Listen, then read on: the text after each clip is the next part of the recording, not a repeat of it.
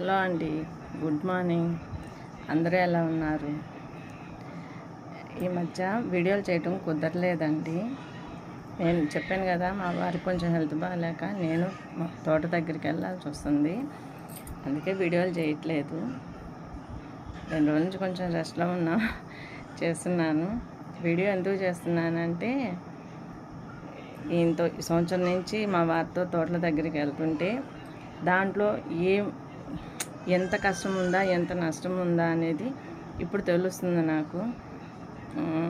మా వారు ఓపికకి అనుకోవచ్చండి, ఓపికకి నాకు అంత ఓపిక లేదు.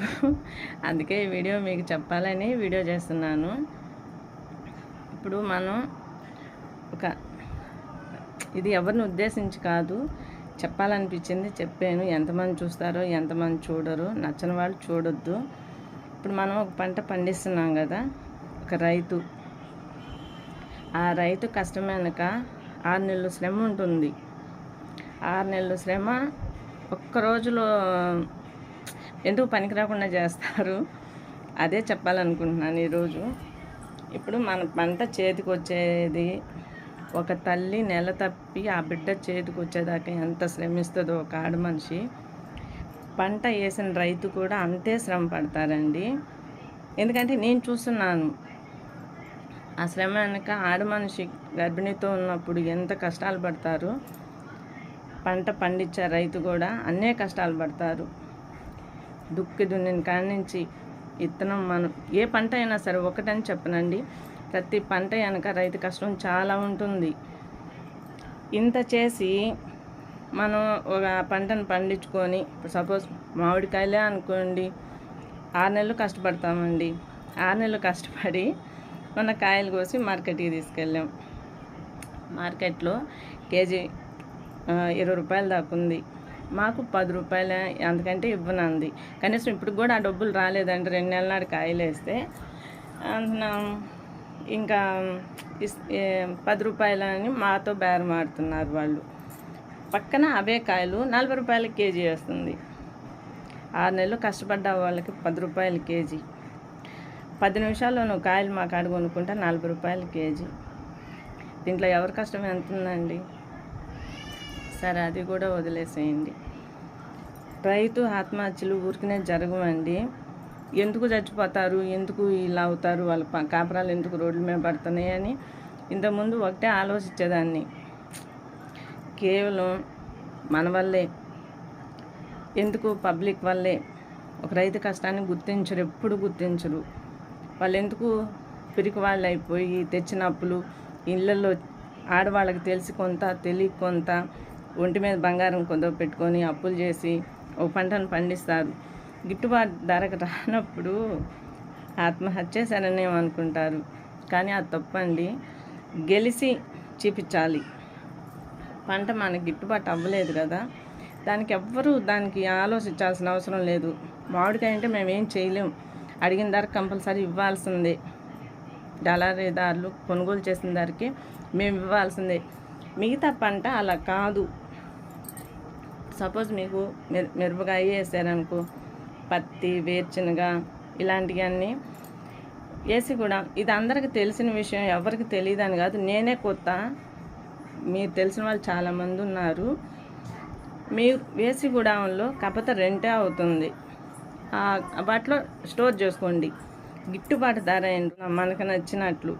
అప్పుడు దాకా ఎవరు దాని గురించి మనం తక్కువకి ఇవ్వాలి, ఇదే రేటు ఇంతకే అమ్మాలి అనేది లేదండి అసలుకి. ఎందుకు చెప్తున్నానంటే, ఒక ఆడ మనిషి నెల తప్పి 9 నెలలు కష్టపడి బిడ్డను చేతుకు తీసుకున్నప్పుడు ఎంత సంతోషపడతారో, పంట కూడా అంతే. ఒక రైతు 6 నెలలు శ్రమించి ఆ పంట చేతికొచ్చి అది అమ్ముకొని ఆ డబ్బులు చేతికొచ్చి మన కష్టాలు తీరిన రోజు అంతే సంతోషం ఉంటుంది. ఇది ఎంతమందికి నచ్చుతుందో ఎంతమందికి నచ్చదో తెలియదు, కానీ వీడియో ఎందుకో చేయాలనిపించిందండి, చేస్తున్నాను. ఇష్టం లేని వాళ్ళు చూడొద్దు, కానీ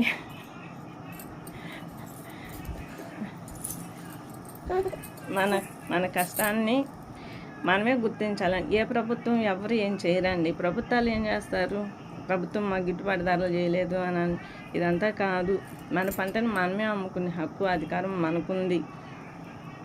అందుకని మీకు సకాలమైన ధరలు రానప్పుడు వడ్లు కానీ, మిరప కానీ, వేరుశనగ కానీ, పత్తి కానీ ఇవన్నీ నిల్వ చేసుకోవచ్చు. ఇప్పుడు వాటి స్టోరేజ్ ఇవి ఉన్నాయి కదా, ఎక్కడైనా ఇప్పుడు కడుతున్నారండి, అవి ఉన్నాయి నాకు తెలిసి. వాటిలో స్టోర్ చేసుకోండి. స్టోర్ చేసి మనకు గిట్టుబాటు ధర వచ్చిన రోజు వాటిని అమ్ముకోవచ్చు. చాలా వరకు ఇప్పుడు పర్వాలేదు, పంటలు అయితే మంచి ధరలే అమ్ముతున్నాయి. వాటిని మనం అమ్ముకోవటం, మనం నిల్వ చేసుకొని ఇంకా మనం ఎక్కువ మనకి ఇప్పుడు రాలేదనుకో, ఇది నాకు ఏం మాట్లాడాలో రావట్లేదు, ఏం చెప్పాలో కూడా తెలియట్లేదు. యూట్యూబ్ నాకు కొత్త, ఇది ఎంతమంది చూస్తారో తెలియక మాట్లాడుంటే సారీ అండి. ఇప్పుడు మీకు గిట్టుబాటు ధర రాలేదనుకోండి, తొందరపడి అమ్మేది ఎందుకండి? కాకపోతే ఇంక 2 నెలలు వడ్డీ లాస్ అవుతారు, అంతకుమించి ఏం జరగదు. నిల్వ చేసుకొని గిట్టుబాటు ధర వచ్చినప్పుడే అమ్మండి, ఆదాయం పడతారు. ఎవరికి ఊరికే రావండి, కష్టపడితేనే వచ్చేది. ఆ కష్టాన్ని గుర్తించుకొని జనాలైనా కొనుగోలుదారులైనా ఎవరైనా సరే గుర్తించుకోనాలండి. ఇది నా చిన్న రిక్వెస్ట్. ఇది ఎంతమందికి నచ్చుతుందో తెలియదు, కానీ చాలా రోజులైంది వీడియో పెట్టి, మధ్య పెట్టట్లేదు. తోటల దగ్గరికి వెళ్తున్నామండి, కుదరట్లేదు. నాన్న, తోటల దగ్గరికి వెళ్తున్నామండి, కుదరట్లేదు. ఈరోజు వీడియో చేయాలనిపించింది. బాయ్. ఒక లైక్ ఇవ్వండి, షేర్ చేయండి, అందరికీ ఇది సబ్స్క్రైబ్ చేసుకోండి.